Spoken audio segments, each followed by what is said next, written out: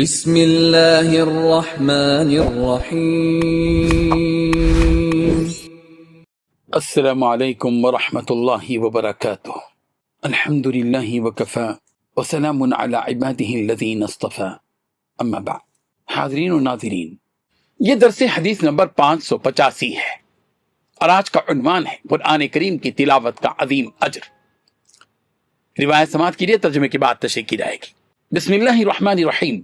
عن عائشة رضی اللہ عنہا قالت قال رسول اللہ صلی اللہ علیہ وسلم مثل الذي يقرأ القرآن وهو ماهر به مع السفرة الكرام البررة والذي يقرأه وهو يشتد عليه له أجران۔ صحیح ابن حبان کتاب الرقائق۔ ترجمہ یوں ہے، حضرت عائشہ صدیقہ رضی اللہ عنہا بیان کرتی ہیں رسول رحمت صلی اللہ علیہ وسلم نے ارشاد فرمایا، جو شخص قرآن کریم کی تلاوت مہارت کے ساتھ کرتا ہے وہ معزز اور نیک فرشتوں کے ساتھ ہوگا، اور جو شخص قرآن کریم کی تلاوت کرتے ہوئے مشقت برداشت کرتا ہے اس کے لیے دوہرا اجر ہے۔ حاضرین و ناظرین، اس حدیث میں رسول رحمت صلی اللہ علیہ وسلم نے قرآن کریم کی تلاوت، اس کی تعلیم اور اس سے وابستگی کی عظیم فضیلت کو بیان فرمایا ہے۔ آپ علیہ الصلوۃ والتسلیم نے واضح فرمایا کہ جو شخص قرآن کریم کو صحیح تلفظ، تجوید اور مہارت کے ساتھ پڑھتا ہے، اس کے معنی کو سمجھنے اور اس کے احکام پر عمل کرنے کی کوشش کرتا ہے، وہ قیامت کے دن معزز اور نیک فرشتوں کی رفاقت سے سرفراز ہوگا۔ یہ اس بات کی دلیل ہے کہ قرآن سے مضبوط تعلق انسان کو اللہ تعالیٰ کے نزدیک بلند درجات عطا فرماتا ہے۔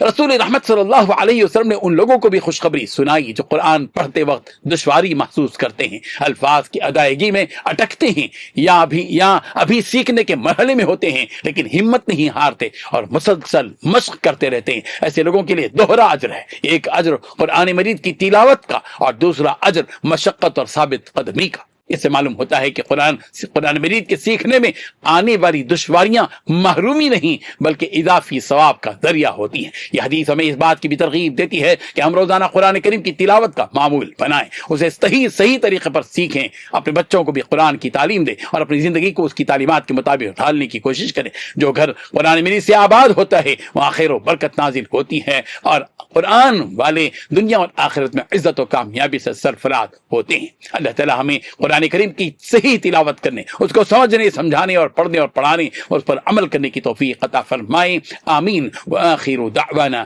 ان الحمد للہ رب العالمین۔